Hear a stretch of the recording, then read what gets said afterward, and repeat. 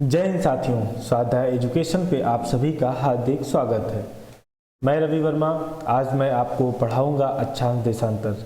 अगर मैं आपसे एक सवाल पूछूं, क्या आप मुझको ढूंढ सकते हैं? मैं आपको अपनी लोकेशन बताता हूं कि मैं फला फला गांव फला फला शहर में खड़ा हूं, क्या मुझको आप ढूंढ सकते हैं? कैसे आप देखते हैं कि गूगल मैप जो है हमारा मैप जो है वो हमको कैसे ढूंढ पाता है, या हम जिस लोकेशन पे जाना चाहते हैं वो लोकेशन कैसे ट्रेस कर लेता है, कैसे हमको उस लोकेशन तक पहुंचा देता है। क्या आपने कभी सोचा इसके पीछे की कहानी क्या है? कैसे इंटरनेट हमको किसी भी जगह तक हमको पहुंचा सकता है? क्या हमने कभी इस पे सोचा? अगर मैं बात करता हूं मैं अपनी लोकेशन एक नंबर के जरिए आपको बता सकता हूं कि मैं यहाँ खड़ा हूं, और आप हमको उस नंबर के जरिए हम तक पहुंच सकते हैं। ऐसा कैसे पॉसिबल होता है? क्या आपने कभी सोचा? कैसे हमारे एग्जाम के लिए यह चैप्टर जो है बहुत ज़्यादा इम्पॉर्टेंट हो जाता है, उसको भी हम लोग देखेंगे। लेकिन जो मैंने अभी सवाल आपसे पूछे उनके जवाब जानने के लिए आपको इस वीडियो को लास्ट तक देखना है, ताकि आपके सारे सवाल जो हैं, आप जो सवाल नहीं भी सोच पा रहे हैं उनको आप जब आखिरी तक वीडियो में पहुंचेंगे तो पाएंगे कि ऐसा भी होता है कि कैसे लोग बैठ के हमारी पूरी पृथ्वी पे एक जाल बिछा देते हैं, जिनकी सहायता से हम इतने सारे जगहों को याद कर पाना, इतने सारी जगहों तक पहुंच पाना कैसे पॉसिबल हुआ। तो उन्हीं सब सवालों को खोजने के लिए परीक्षा में कौन कौन से सवाल बनते हैं, उन सवालों के उत्तरों को खोजने के लिए इस वीडियो को देखना आपके लिए बहुत आवश्यक है। तो चलिए बिना देरी के हम लोग शुरू करते हैं आज का टॉपिक। भूगोल की चल रही कक्षाओं में ये बहुत ही महत्वपूर्ण टॉपिक है। क्योंकि यहाँ से हम लोग किसी भी जगह की, क्योंकि भूगोल में जितना महत्वपूर्ण किसी भी कॉन्सेप्ट को समझने में हमारी समझदारी जरूरी है, वहीं उतना ही महत्वपूर्ण हो जाता है कि कौन सी चीज़ कहाँ पे पाई जा रही है, कौन सा पर्वत कहाँ पे अवस्थित है। इन सब को याद करने के लिए भारत की सीमा कितनी है, भारत की सीमा कहाँ से प्रारंभ होकर कहाँ तक जाती है, इन सब को याद करने के लिए हमको सबसे ज़रूरी है इस चैप्टर को बहुत अच्छे से जान लेना। तो चलिए शुरू करते हैं और देखते हैं आपका जो सवाल है कि आप हमको कैसे ढूंढ सकते हैं।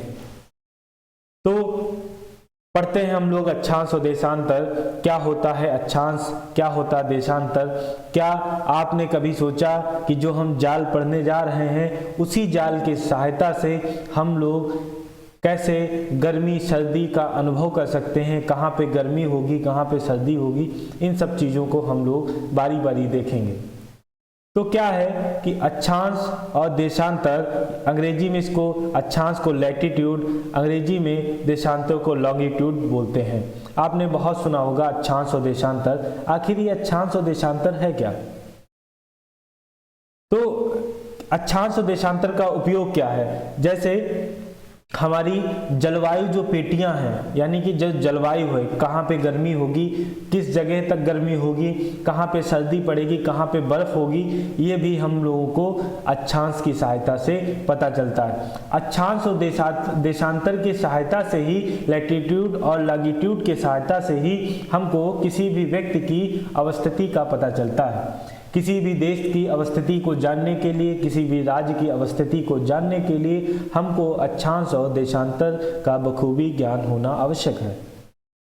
तो संपूर्ण पृथ्वी पर हम किसी भी बिंदु की स्थिति को अक्षांश एवं देशांतर की मदद से पता लगा सकते हैं।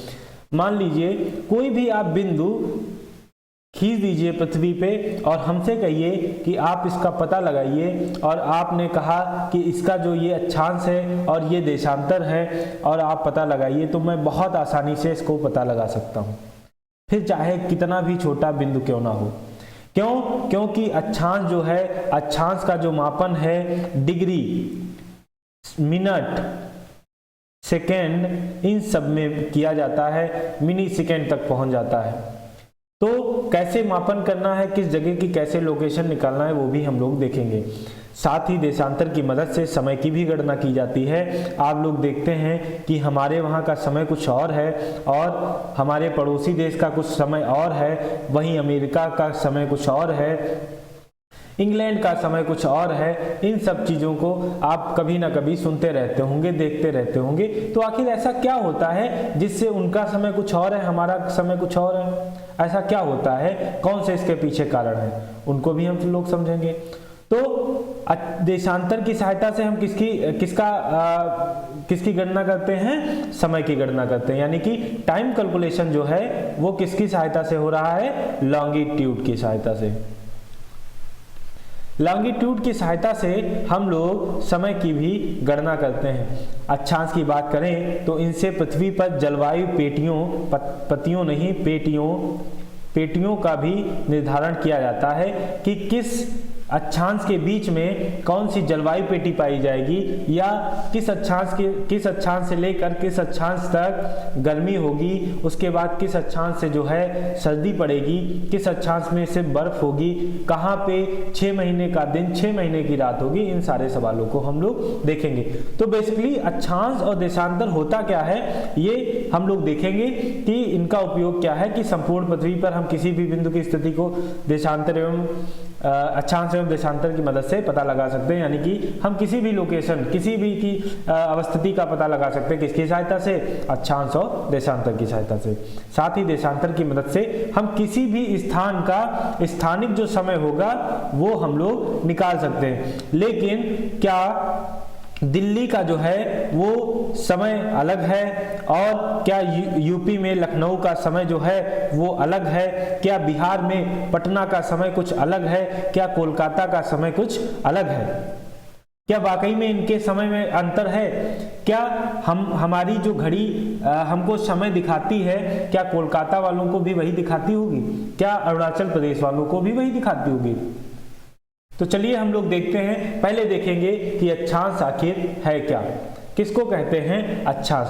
तो अक्षांश को अंग्रेजी में लैटिट्यूड कहते हैं, यानी कि भूमध्य के उत्तर, भूमध्य माने इक्वेटर, यानी कि जो क्या है पृथ्वी के मध्य है, यानी पृथ्वी के जो मध्य में है उसको क्या बोलेंगे? पृथ्वी के भूमध्य में जो खींची गई जो रेखा होगी उसको भूमध्य रेखा बोलते हैं। जैसे पहले हम लोग यहाँ पे एक डायग्राम की सहायता से देखेंगे। पहले हमको जानना होगा कि आखिर ग्लोब क्या है। ग्लोब हम लोग समझेंगे कि ग्लोब किसे कहते हैं, उसके बाद में हम लोग जानेंगे कि कैसे कैसे अक्षांश और देशांतर है। देखिए हम जानते हैं कि हमारी पृथ्वी क्या है? गोल है। हमारी इतनी बड़ी पृथ्वी का जो खाका है वो हम लोगों ने एक वैसी है सेम अपनी क्या किया है, हमने अपनी पृथ्वी एक बनाई है जिसको हम लोग कहते हैं ग्लोब। और जितनी भी ये रेखाएं हैं ना, जितनी भी आप रेखा दे रहे हैं, ऐसी कोई रेखा पृथ्वी पे खींची नहीं है, लेकिन ये सिर्फ काल्पनिक है। और ये हम लोग क्या करते हैं, एक खाका इनका तैयार करते हैं, हम अपनी कॉपी पे, अपनी एक ग्लोब पे हम लोग ये सब दर्शाते हैं। तो ग्लोब पे ये रेखाएं सभी खींची हैं। तो पृथ्वी के मध्य में जो खींची गई रेखा है, जो केंद्र से होकर खींची गई जो रेखा है वो कौन सी है? भूमध्य रेखा है, जो क्या करती है, ऊपर कौन सी है दिशा? नॉर्थ है, नीचे साउथ है, इधर ईस्ट है और इधर वेस्ट है, यानी कि उत्तर, दक्षिण, पूरब और पश्चिम। यानी कि जो विषुवत रेखा है वो हमारी पृथ्वी को दो गोलार्धों में बांटती है। ये एक पृथ्वी गोला है, गोल है ना, इसको गोला बोलेंगे, और जो आधा भाग हो गया तो उसको गोलार्ध। यानी कि पृथ्वी जो है वो दो गोलार्धों में बढ़ जाती है। किसकी सहायता से? विषुवत की सहायता से। किसमें बढ़ जाती है? उत्तरी गोलार्ध में और दक्षिणी गोलार्ध में। यानी कि पृथ्वी को दो बराबर भागों में बांटने का कौन काम कर रहा है? विषुवत यानी कि इक्वेटर, यानी कि भूमध्य रेखा। तो हम लोग यही देखेंगे। उसके बाद में जो भूमध्य रेखा है यही क्या है? ये जो है ये प्रमुख अक्षांश है, यानी कि यही जो है पृथ्वी का जो है ग्रेट सर्कल है। और यह जो है तो अक्षांश क्या होगा? ये जो है ये भी अक्षांश है। तो ये पृथ्वी के केंद्र से खींची गई कोणीय जो दूरी होगी वो क्या होगी, वो होगी अक्षांश, और उन्हीं अक्षांशों को मिलाने वाली जो रेखा होगी वो बोली जाएगी अक्षांश रेखा। कौन कौन सी प्रमुख अक्षांश रेखा, जैसे आपने सुना होगा कर्क रेखा, मकर रेखा, है ना, आर्कटिक वृत्त और अंटार्कटिक वृत्त, अश्व अक्षांश, ये सब आपने जरूर सुना होगा। तो हम लोग देखेंगे कि कौन कौन क्या है अक्षांश और क्या है अक्षांश रेखा। यानी कि भूमध्य रेखा के उत्तर या दक्षिण में एक यामोत्तर पर किसी भी बिंदु पृथ्वी के केंद्र से मापी गई कोणीय दूरी जो है वो क्या कहलाएगी, अक्षांश कहलाएगी। मान लीजिए ये पृथ्वी है, ये इसका केंद्र है भूमध्य रेखा पर, ये क्या है, प्रमुख रेखा है, विषुवत रेखा है। इससे जो कोणीय दूरी, मान लीजिए ये 40 डिग्री की कोण है और यहाँ पे हमको प्राप्त हुआ 40 डिग्री का बिंदु। अब क्या होगा, ये जो 40 डिग्री का बिंदु प्राप्त हुआ, इसके समांतर ये भी यहाँ पे एक प्राप्त होगा, तो ये क्या हो गया, अक्षांश हो गया। और जब इन दोनों बिंदुओं को कोई रेखा कनेक्ट कर देगी इसके पैरेलल, तो क्या होगा, इसी को हम लोग बोलेंगे अक्षांश रेखा।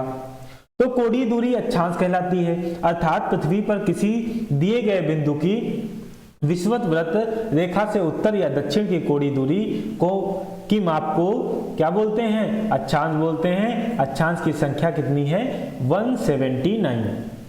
179। इसमें बहुत ज्यादा लोग कंफ्यूज होते हैं कि 189 है या 360 है या 179 है। देखिए मैं आपको बता दूं, अक्षांश जो है वो कितनी है, 189 है। यहाँ पे थोड़ी सी मिस्टेक है, जो अक्षांश हैं वो कितनी है, 189 है। कैसे, देखिए कोई भी कोण, जैसे यहाँ पे विषुवत रेखा पे है, ये बिंदु है, तो ये कहाँ तक लास्ट तक जा सकता है, 90 डिग्री तक, और अक्षांश क्या है, बिंदु है।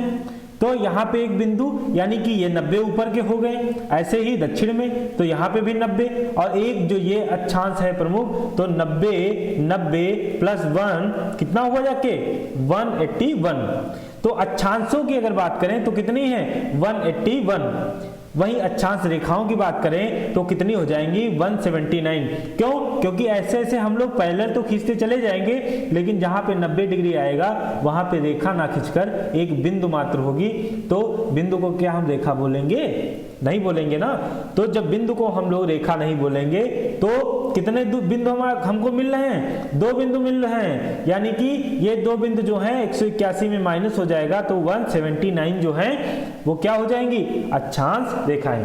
तो देख लेते हैं एक बार कि कोणीय दूरी प्राप्त बिंदु को, यानी कि जो कोणीय दूरी थी, ये वाली जो दूरी थी 40 डिग्री, 30 डिग्री, 50 डिग्री, ये वाली जो दूरी थी, उनको मिलाने वाली पश्चिम से पूर्व काल्पनिक रेखा जो होगी उतने ही कोण या डिग्री की अक्षांश रेखा कहलाई जाएगी। माना कि ये हमने 40 की खींची थी और इनको दोनों को मिलाने के बाद में किस दिशा से खींची जाती, पश्चिम से पूर्व। क्यों, क्योंकि जो पृथ्वी का रोटेशन है वो हमने कहाँ बताया था, याद करिए। तो 40 डिग्री पे अगर जब ये मिला रही तो ये कितनी हो जाएगी, 40 डिग्री की। यही अगर 60 पे मिलाती तो 60 डिग्री की, यही 23 पे मिलाती तो 23 डिग्री की। तो जितना कोण हमको प्राप्त हुआ उसी कोण को मिला के जब पैरेलल रेखा खींची जाएगी विषुवत रेखा के, तो उसी डिग्री की अक्षांश रेखा हो जाएगी, अर्थात विषुवत रेखा के समांतर। और इनको जो है अक्षांश रेखा के साथ साथ समांतर भी बोलते हैं। क्या बोलते हैं, समांतर। तो ध्यान रखिएगा, समांतर गोलों पर पूरब से पश्चिम की ओर खींची गई रेखा को, पूरब से पश्चिम नहीं, पश्चिम से पूरब तरफ खींची गई रेखा को अक्षांश रेखा कहते हैं। अक्षांश रेखा की संख्या 179 है, 179 है। सभी अक्षांश रेखाएं समांतर होती हैं, इसीलिए इनको समांतर कहते हैं। कैसे, कोई 2 अक्षांश हैं, उनके की दूरी जो होगी वो विषुवत रेखा पर भी समान दूरी होगी और क्या, ध्रुवों पर भी समान होगी। हमने ये ध्रुव बताए थे ना, तो ध्रुवों पे भी समान होगी। 2 अक्षांशों के मध्य की दूरी जो है वो 111 किलोमीटर है। इसको कितनी है, 111 किलोमीटर। सवाल पूछा जाता है कि 2 अक्षांशों के बीच की दूरी कितनी होती है, 2 देशांतरों के बीच की दूरी कितनी होती है, तो कितनी होगी, 2 अक्षांशों के बीच की दूरी कितनी होगी, 111.13 किलोमीटर। मोटा मोटा याद रखेंगे कि 111 किलोमीटर जो होगी वो क्या होगी, अक्षांश की दूरी होगी। अक्षांशों को अंशों, मिनटों, सेकेंडों में दर्शाया जाता है। ध्रुवीय अक्षांश को उच्च अक्षांश और विषुवतीय को निम्न अक्षांश कहते हैं। यानी कि जो ध्रुवों के पास होगा वो कौन सा अक्षांश होगा, उच्च अक्षांश होगा, और जो विषुवत के करीब होगा वो निम्न अक्षांश होगा, और जो बीच में होगा वो अयनवर्ती होगा। यानी कि निम्न अक्षांश के पड़ोस जो होगा वो अयनवर्ती है, ध्यान रखिएगा। तो 111.3। अच्छा, दो अक्षांशों के बीच के क्षेत्र को क्या बोलते हैं, कटिबंध बोलते हैं। कटिबंध बोलते हैं, याद रखना, कटिबंध माने जोन। इसको ध्यान रखना कि दो अक्षांशों के बीच के क्षेत्र को क्या बोलते हैं, कटिबंध बोलते हैं। ऐसे ही हम लोग देखेंगे कि दो देशांतरों के बीच को हम लोग क्या बोलते हैं, जरा आप लोग याद करिए और हम बताएंगे भी। तो फिर आती है कि प्रमुख अक्षांश कौन कौन से हैं। तो खूब आपने सुना होगा कर्क रेखा। कर्क रेखा को हम लोग देखेंगे। कर्क रेखा जो है वो पृथ्वी पर 23.5 डिग्री जो कोण बनाती है उसको हम लोग बोलते हैं, जो 23.5 डिग्री कोण पे खींची गई अक्षांश है उसको बोलते हैं कर्क रेखा। तो कर्क रेखा की कितनी होगी, 23.5 डिग्री नॉर्थ, उत्तरी अक्षांश। और देखेंगे कि यह उत्तरी गोलार्ध पर स्थित यानी कि नॉर्दर्न हेमिस्फीयर पर स्थित रेखा है जिस पर सूर्य दोपहर के समय लंबवत चमकता है। यह घटना 21 जून क्रांति के समय होती है जब उत्तरी गोलार्ध सूर्य की तरफ अत्यधिक झुक जाता है। यानी कि उत्तरी गोलार्ध में सूर्य क्या है, उत्तरी गोलार्ध में मैक्सिमम 23.5 डिग्री तक ही क्या करता है, अपना जो प्रकाश है वो लंबवत रख पाता है। और जो यह जो घटना है वो कब होती है, 21 जून को होती। यानी कि इसी दिन क्या होता है, हमारी उत्तरी गोलार्ध में यानी कि हमारे भारत में उत्तरी गोलार्ध में सबसे बड़ा जो दिन होता है वो कब होगा, 21 जून को। और उसी दिन सबसे ज्यादा गर्मी भी पड़ती है, आपने महसूस किया होगा। तो आगे कर्क रेखा भारत के 8 राज्यों से होकर गुजरती है। कर्क रेखा कितने राज्यों से गुजरती है, 8 राज्यों से। कौन कौन से, पहला गुजरात, फिर राजस्थान, मध्य प्रदेश, छत्तीसगढ़, झारखंड, पश्चिम बंगाल, त्रिपुरा और मिजोरम। तो ये हम लोग और बेहतर से हम लोग कहाँ देखेंगे, इंडियन ज्योग्राफी में। तो विश्व में कर्क रेखा 18 देशों से होकर गुजरती है। कौन कौन से, ताइवान, चीन, म्यांमार, भारत, बांग्लादेश, ओमान, संयुक्त अरब अमीरात, सऊदी अरब, मिस्र, लीबिया, नाइजर, अल्जीरिया, माली, मार्तिनिया, बहामास, पश्चिमी सहारा, मैक्सिको, चाड, हवाई द्वीप, इन देशों से होकर गुजरती है। अब इसको तो आपको याद करना पड़ेगा, तो हम लोग एक बार मैप में भी देख लेते हैं। तो ये जो रेखा है हम लोग देखेंगे, जो ग्लोब पर ये जो बड़ी बड़ी रेखाएं आपको दिख रही हैं, ये क्या होती हैं, अक्षांश होती। और जो ध्रुवों से मिलाकर रेखाएं बनती हैं वो क्या होती हैं, देशांतर होती हैं। जो ध्रुवों को मिलाने वाली रेखा होती हैं वो कौन सी होंगी, देशांतर होंगी। तो हम लोग देखेंगे कि जो कर्क रेखा है वो कहां कहां से होकर जा रही है। तो कर्क रेखा जो पहली है, देखिए यहाँ पे मैक्सिको है, बहामास है, और यहाँ पे वेस्टर्न सहारा है, मार्टिनिया है, अल्जीरिया है। हम लोग अफ्रीका में आ गए हैं, लीबिया है, इजिप्ट है, माली है, नाइजर है, सऊदी अरब है, ओमान है, यूएई है यानी कि संयुक्त अरब अमीरात है, इंडिया है, चाइना है, बांग्लादेश है, म्यांमार है। और कौन सा, फिलीपींस सागर में भी जा रही है, प्रशांत महासागर में भी जा रही है, अटलांटिक महासागर में भी जा रही है। और पूछा जाता है कि कौन सा ऐसा महाद्वीप है जिसमें तीनों रेखाएं, यानी कि ये तो 23.5 पे कर्क है, 0 पे विषुवत है यानी भूमध्य है, इक्वेटर है, और 23.5 डिग्री जो साउथ है उसको हम लोग बोलते हैं टॉपिक ऑफ कैप्रिकॉर्न यानी कि मकर रेखा। यानी कि एकमात्र महाद्वीप जहां से तीनों रेखाएं गुजरती हैं वो कौन हो गया, अफ्रीका। तो हम लोग आगे बढ़ते हैं, आगे बढ़ेंगे तो हम लोग देखेंगे मकर रेखा। मकर रेखा भी एक अक्षांश है। तो मकर रेखा दक्षिणतम यानी कि पृथ्वी पर दक्षिणतम अक्षांश, जहां पे क्या है, सूर्य जो है अधिकतम क्या हो सकता है, लंबवत हो सकता है। यानी कि जिस रेखा तक सूर्य जो है अपना प्रकाश लंबवत कर पाता है उसको बोलते हैं टॉपिक ऑफ कैप्रिकॉर्न यानी कि 23.5 डिग्री क्या, 23.5 डिग्री साउथ अक्षांश। तो 23.5 डिग्री जो साउथ अक्षांश है उसको हम लोग बोलते हैं मकर रेखा। मकर रेखा पृथ्वी का दक्षिणतम अक्षांश रेखा है जिस पर सूर्य दोपहर के समय लंबवत चमकता है। यह घटना दिसंबर में दिसंबर संक्रांति के समय होती है जो 22 दिसंबर को होता है। यानी कि 22 दिसंबर को तो हमारे वहां क्या होता है, ठंड होता है, वहीं 22 दिसंबर का जो है दक्षिणी गोलार्ध में क्या होगी, गर्मी होगी। तो पूछा जाता है कि क्रिसमस जो है कहाँ पे गर्मियों में मनाया जाता है, तो कहाँ पे गर्मियों में मनाया जाएगा, दक्षिणी गोलार्ध में। उसमें आपको ऑप्शन भी दे सकता है, ऑस्ट्रेलिया है, न्यूजीलैंड है, तो उसमें ऑप्शन दे सकता है। और इसी 22 दिसंबर को हमारे वहां क्या होगा, सबसे छोटा दिन होगा और सबसे लंबी रात होगी। छोटा दिन होगा और लंबी रात होगी। तो मकर रेखा जो है, मकर रेखा बसे कौन कौन से देश हैं ये भी हम लोग देखेंगे।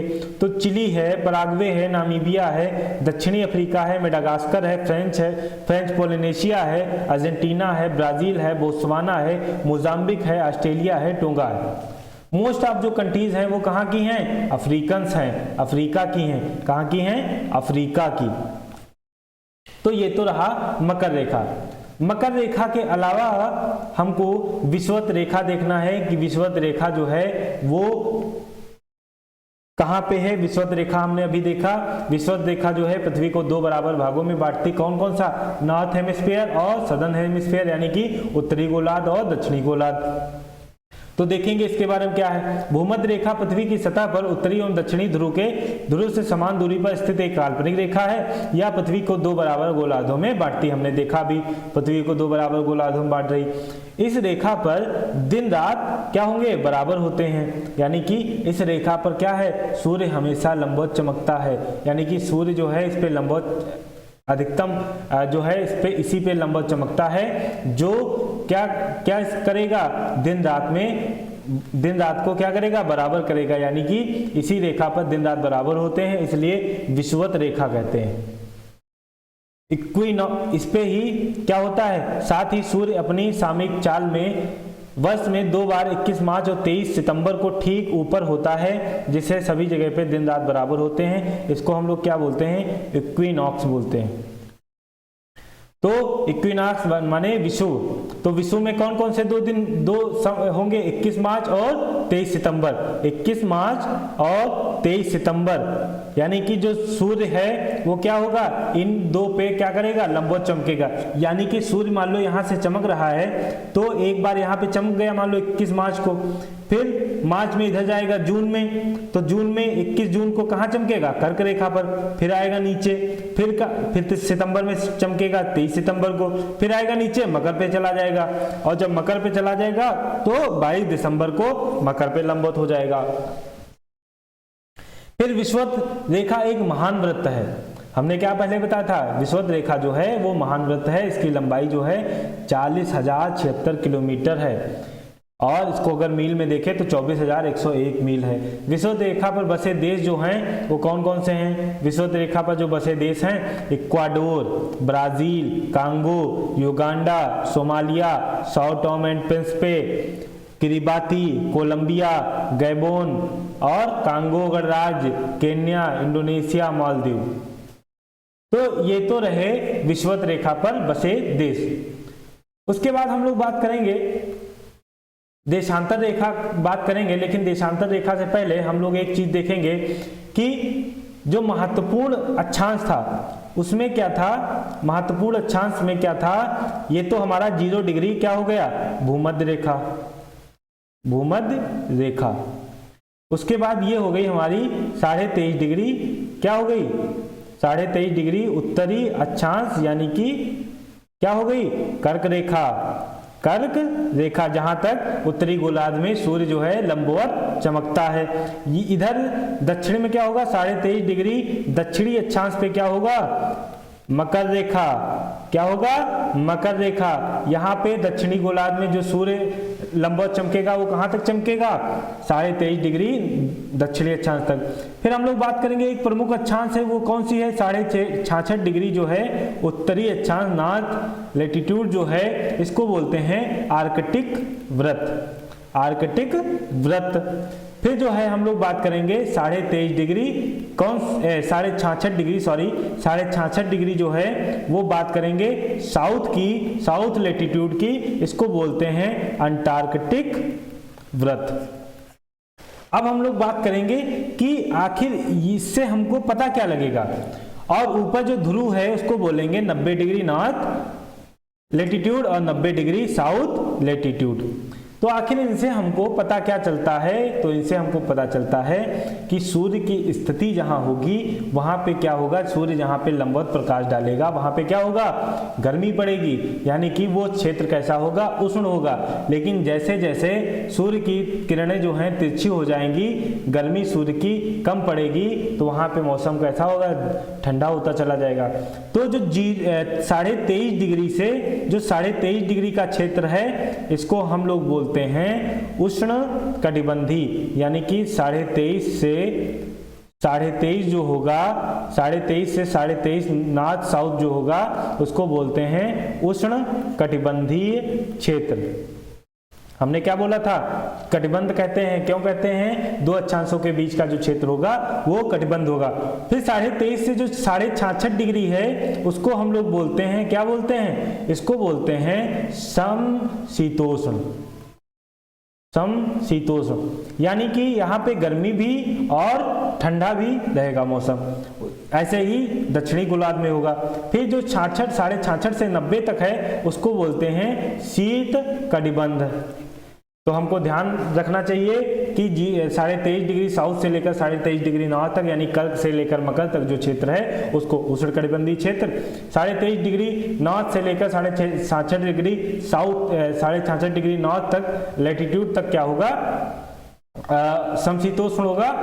और क्या होगा, ऊपर का जितना भी 90 डिग्री तक होगा, 66 से 90 डिग्री तक नॉर्थ तक जो होगा वो शीत कटिबंध होगा।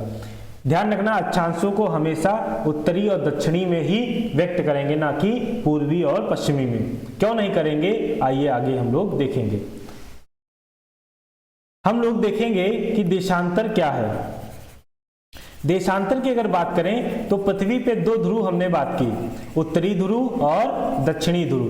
तो जो उत्तरी ध्रुव है, उत्तरी ध्रुव और उत्तरी ध्रुव से दक्षिणी ध्रुव को मिलाने वाली जो काल्पनिक रेखा होगी उसको क्या बोला जाता है, देशांतर रेखा बोला जाता है।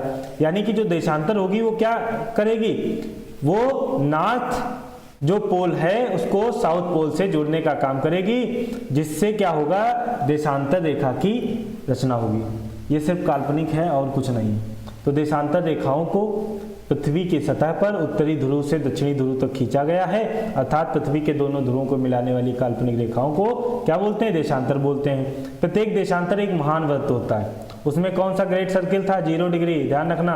और इसमें कौन सा होगा, एक महान वृत्त की बात करें तो इसमें प्रत्येक जो देशांतर है वो कैसा होगा, महान वृत्त। जैसे ये जो है नॉर्थ पोल था, ये साउथ पोल था, नॉर्थ और साउथ पोल को जो मिलाने वाली प्रमुख रेखा है उसको बोलते हैं 0 डिग्री देशांतर, 0 डिग्री देशांतर, यानी कि इसको यामोत्तर रेखा बोलते हैं, प्रमुख यामोत्तर रेखा।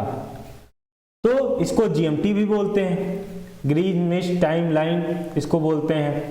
तो जो 0 डिग्री कहाँ से गुजरती है ये सब हम लोग देखेंगे। तो इसको जो है मिला दी गई, फिर जो है ना ऐसे ऐसे करके 1-1 डिग्री के अंतराल पे जो है वो खींच दी जाती है, और इन्हीं को हम लोग क्या बोलते हैं, देशांतर बोलते हैं। एक दो देशांतरों के बीच के क्षेत्र को क्या बोलते हैं, गोरे, गोर या गोरे, गोरे बोलते हैं। जैसे उसमें कटिबंध बोलते थे वैसे इसमें क्या बोलेंगे, गोरे बोलेंगे। फिर क्या कहा गया, देशांतरों की कुल संख्या जो है 360 है, यानी कि अक्षांश की कितनी थी, 170, अक्षांश रेखा कितनी थी, 179, 181 किसकी थी, अक्षांश की, और देशांतर की कितनी होगी, 360। ध्यान रखना कि देशांतर में ज्यादा अक्षर हैं तो इसके साथ में 360 यानी कि बड़ा नंबर, अक्षांश में कम अक्षर हैं तो 181, कभी कंफ्यूजन नहीं होगा।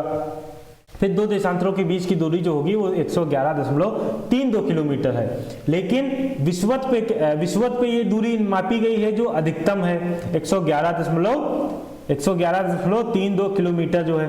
लेकिन यही ध्रुवों पे जाके क्या होती, यहाँ देख रहे हैं ना, सभी अक्षांश एक दूसरे में मिल जाती, यही ध्रुवों पे जाके क्या हो जाती, खत्म हो जाती, शून्य हो जाती। तो दो देशांतरों के बीच की दूरी जो है 111.32 किलोमीटर अधिकतम है जो विषुवत रेखा पर होती, तथा न्यूनतम दूरी ध्रुवों पर यानी शून्य होती है। पृथ्वी को 1 डिग्री देशांतर पार करने में 4 मिनट का समय लगता है। हम लोग भली भांति से जानते हैं कि जो हमारी पृथ्वी है, एक चक्कर जो है वो कितनी देर में लगाती है, हमने देखा था 24 घंटे में, और 24 घंटे में एक चक्कर लगाती है। पृथ्वी है गोल तो कितना घूम जाएगी, 360 डिग्री घूम जाएगी। अब जब 360 डिग्री घूम जाएगी, 360 डिग्री घूम जाएगी 24 मिनट में, तो 24 घंटे में, तो 1 घंटे में कितना घूमेगी, 15 डिग्री, यानी कि 1 घंटे में जो घूम रही है वो कितनी घूमेगी, 15 डिग्री। तो 1 मिनट में कितनी घूमेगी, तो हम मिनट की बात करेंगे तो 1 घंटे 60 में बदल लेंगे, तो 15 डिग्री से कर देंगे, तो 15 चक्कू 60, यानी कि 1 मिनट में जो है वो कितनी घूमेगी, 1 डिग्री जो है वो कितने मिनट में घूमेगी, 4 मिनट में। यानी कि 1 डिग्री से घूमने के लिए उसको कितने मिनट का समय चाहिए, 4 मिनट के लिए। तो 4 मिनट में वो क्या करेगी, 111.32 किलोमीटर का जो है चक्कर लगा लेगी। यानी कि देशांतर की सहायता से जब हम समय की गणना करेंगे तो इसी हिसाब से करेंगे, 4 डिग्री की 1 डिग्री जो है 4 मिनट का अंतराल लेती है, तो 10 डिग्री पे कितना समय होगा, 15 डिग्री पे कितना होगा, तो हम 15 डिग्री पे अगर बात करें तो 1 घंटा, 2 डिग्री पे अगर बात करें तो 2 घंटे, है ना। तो इस तरीके से हम लोग बात करेंगे। पृथ्वी को 1 डिग्री देशांतर पार करने में 4 मिनट का समय लगता है। उसके बाद प्रमुख देशांतर कौन कौन से, प्रमुख देशांतर की बात करें तो 0 डिग्री देशांतर जो है, इसको प्रधान यामोत्तर रेखा भी कहते हैं, समय रेखा भी बोलते हैं। क्या है 0 डिग्री देशांतर को ग्रीनविच मीन रेखा यानी या अंतरराष्ट्रीय रेखा GMT के नाम से जाना जाता है। ग्रीनविच टाइम लाइन के नाम से जाना जाता है, जो लंदन से गुजरती है। इसी रेखा के आधार पर विश्व भर में समय जोन को निर्धारित किया गया। हमने पहले ही बताया जो विश्व का समय निर्धारण है वो क्या होगा, 0 डिग्री से लिया जाएगा। यानी कि जो देशांतर है, अभी तो हमने तो क्या बात की थी, उत्तरी और दक्षिणी गोलार्ध में, लेकिन देशांतर जो है वो भी 2 गोलार्धों में बांटेगा। किसमें, ऐसे तो अक्षांश बात कर रहा था उत्तर और दक्षिण में, लेकिन जो देशांतर है वो पूरब और पश्चिम में, यानी कि पूर्वी गोलार्ध और पश्चिमी गोलार्ध में बांटेगा। लेकिन जैसे जैसे हम पूर्वी गोलार्ध में बढ़ेंगे, जितने डिग्री बढ़ता जाएगा उतने मिनट का अंतर होता जाएगा। यानी कि 0 डिग्री से जब हम पूरब में जाएंगे तो क्या होगा, समय बढ़ेगा, और 0 डिग्री के पश्चिम में जब जाएंगे यानी कि इस साइड जाएंगे तो समय घटेगा। कितना घटेगा, 1 डिग्री पे 4 मिनट। तो हम लोग देखते हैं, जैसे हमारे भारत का जितना मानक समय है उसके हिसाब से हम लोग 5.5 घंटा आगे हैं। किससे, लंदन से। तो हम लोग कैसे आगे हैं ये भी हम लोग देखेंगे। तो 0 डिग्री देशांतर से पूर्व में स्थित 180 डिग्री देशांतर तक पूर्वी देशांतर, और पश्चिम में जो स्थित होगा वो पश्चिमी देशांतर, जाहिर सी बात है। तो 0 डिग्री देशांतर पर स्थित जो देश हैं, Greenland, Britain, France, Spain, Algeria, Mali, Burkina Faso और घाना, जो कहाँ अफ्रीका के हैं। ये जो है रेखाएं, यानी कि अफ्रीका एकमात्र ऐसा कॉन्टिनेंट हो जाता है जहाँ पे चारों रेखाएं गुजर रही हैं, कर्क, मकर, विषुवत और प्रमुख यामोत्तर, यानी कि 0 डिग्री देशांतर। तो ये तो रही बात। उसके बाद हम लोग बात करेंगे कौन सी, 180 डिग्री देशांतर की। 180 डिग्री देशांतर क्या है, 0 डिग्री तो जो थी वो क्या थी, वो समय का निर्धारण कर रही थी, यानी कि समय रेखा थी। लेकिन जो 180 डिग्री देशांतर है वो क्या है, वो तिथि रेखा है। इससे क्या होगा, हमको डेट का पता चलता है।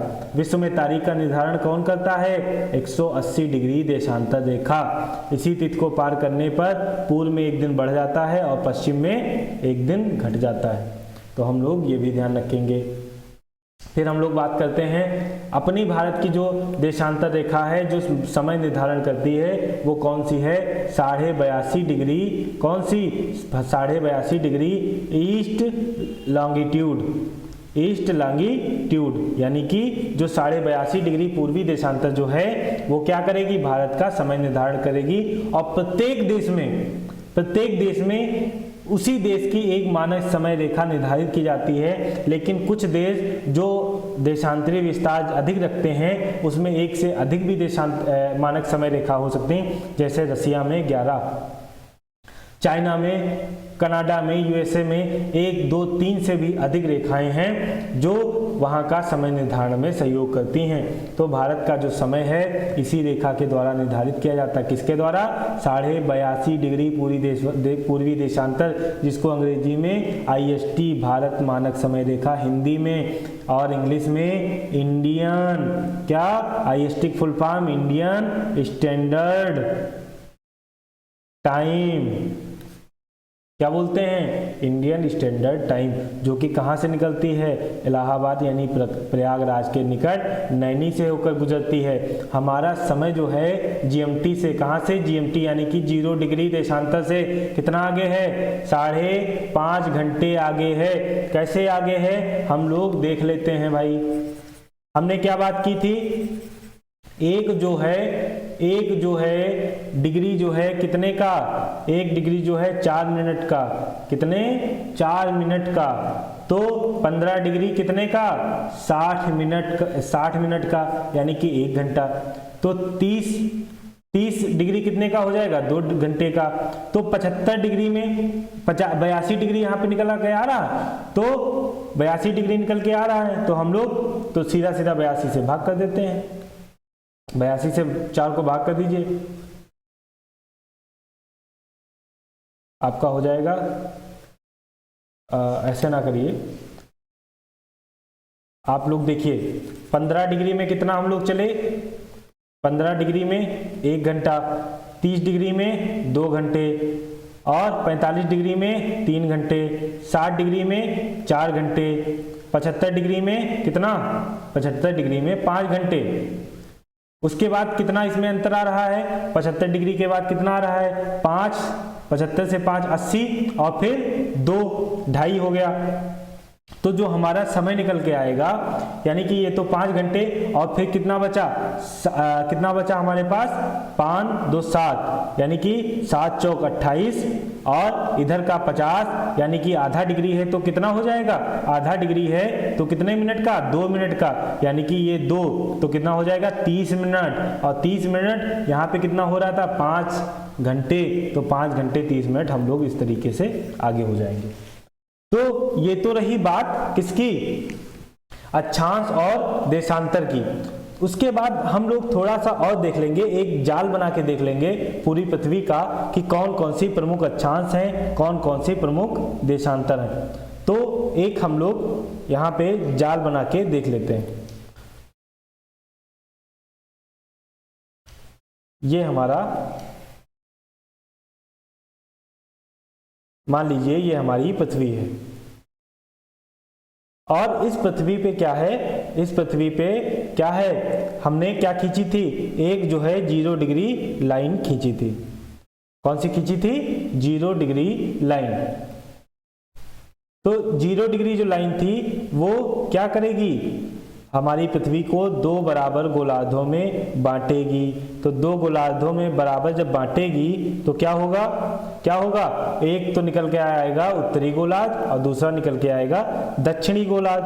तो उत्तरी गोलार्ध जो निकल के आया वो हमारा कौन सा हो गया? ये हो गया उत्तरी गोलार्ध। और कौन सा हो गया? ये हो गया दक्षिणी गोलार्ध। और ये जो हमारी रेखा हो गई, ये कौन सी हो गई? 0 डिग्री, यानी कि विषुवत रेखा, यानी कि कौन सी? इक्वेटर। इक्वेटर जो है वो हमारी विषुवत रेखा या भूमध्य रेखा। उसके बाद हम लोग बात करेंगे, तो इसके ऊपर जब हम कोणीय दूरी केंद्र से लेकर दूरी मापेंगे तो मान लीजिए 1-1 डिग्री के अंतराल पे रेखा खींची गई। लेकिन हम लोग प्रमुख रेखा देखेंगे जो पश्चिम से किधर खींची जाएगी? पूरब खींची जाएगी। और जो पहली निकल के आएगी वो 23.5 डिग्री जो है उत्तरी अक्षांश होगी। इसको हम लोग क्या बोलेंगे? इसको हम लोग बोलेंगे, क्या बोलेंगे? इसको हम लोग बोलेंगे कर्क रेखा। कर्क रेखा यानी कि topic of cancer. Topic of cancer. उसके बाद उत्तरी गोलार्ध में ही जो हमने एक देखी थी 66.5 डिग्री, वो कौन सी है? 66.5 डिग्री जो है वो क्या होगी? आर्कटिक वृत्त। आर्कटिक वृत्त यानी कि आर्कटिक महासागर से होकर गुजरता है, इसलिए इसको आर्कटिक वृत्त बोलते हैं। और यहाँ पे हमने देखा था 90 डिग्री पे कौन सा? उत्तरी ध्रुव, है ना। हमने देखा है अभी उत्तरी ध्रुव यानी कि 90 डिग्री उत्तरी अक्षांश, इस पे सिर्फ 1 पॉइंट मिल रहा है। फिर वैसे ही हम लोग दक्षिणी गोलार्ध में 23.5 डिग्री क्या होगा? 23.5 डिग्री दक्षिणी यानी कि साउथ लेटीट्यूड, क्या बोलेंगे इसको? मकर रेखा। मकर रेखा यानी कि मकर रेखा हो गया। उसके बाद में 66.5 डिग्री जो होगा आपका क्या होगा? 66.5 डिग्री जो होगा साउथ लेटीट्यूड, उसको बोलेंगे अंटार्कटिक वृत्त। और फिर यहाँ पे 90 डिग्री क्या होगा? 90 डिग्री बोलो भाई दक्षिणी ध्रुव। दक्षिणी ध्रुव यानी कि 90 डिग्री दक्षिणी अक्षांश। उसके बाद हमने बात की थी प्रमुख यामोत्तर रेखा, एक हमने खींची थी 0 डिग्री, इसको बोलेंगे प्रमुख यामोत्तर रेखा 0 डिग्री देशांतर। क्या बोलेंगे? 0 डिग्री देशांतर। लेकिन उससे पहले हम लोग बात करेंगे कि मान लो 0 से 1 जब हम जाएंगे तो कितना डिफरेंस आएगा? 111.13 किलोमीटर का। तो एक देशांतर के बीच में कितना होगा? 1.3 किलोमीटर का। उसके बाद में हम लोग जो बात कर रहे थे कि दो अक्षांशों के बीच का जो क्षेत्र है उसको बोलेंगे कटिबंध। लेकिन जो 23.5 से 23.5 के बीच में क्या था? उष्ण कटिबंध। फिर शीतोष्ण 23.5 से 66.5 फिर शीत। तो हमने ऐसे ऐसे देशांतर खींची थी 1-1 डिग्री के अंतराल पर। इसमें जो पहली वाली थी 0 डिग्री थी, वो कौन सी थी? 0 डिग्री जो थी वो समय रेखा थी, प्रमुख यामोत्तर रेखा। कौन सी थी? प्रमुख यामोत्तर रेखा। और वहीं पे हमने अक्षांश रेखा, देशांतर रेखा, यहीं पे 30 डिग्री आपको मिलती है, 30 से 35 डिग्री, जिसको हम लोग बोलते हैं अश्व अक्षांश। अश्व अक्षांश। उसके बाद में हम लोग क्या देखेंगे? ये तो हमारी हो गई। फिर इसके 0 डिग्री बिल्कुल पीछे होगी 180 डिग्री, जो हमको क्या बताएगी? तिथि का निर्धारण करेगी, हमारे लिए तिथि निकालेगी। अब हमको देखना है कि हमारा जो सवाल था कि हमको आखिर कैसे पता चलेगा कि आप हमको कैसे ढूंढेंगे। हमने आपको कहा कि हम जो है देखिए 0 डिग्री के पूरब में पूर्वी गोलार्ध, पश्चिम में पश्चिमी गोलार्ध, और 0 डिग्री अक्षांश के उत्तर में उत्तरी गोलार्ध और दक्षिण में दक्षिणी गोलार्ध। लेकिन जब हम लोग बात करेंगे किसकी? जब हम लोग बात करेंगे प्रमुख यामोत्तर की, तो प्रमुख यामोत्तर में क्या होगा?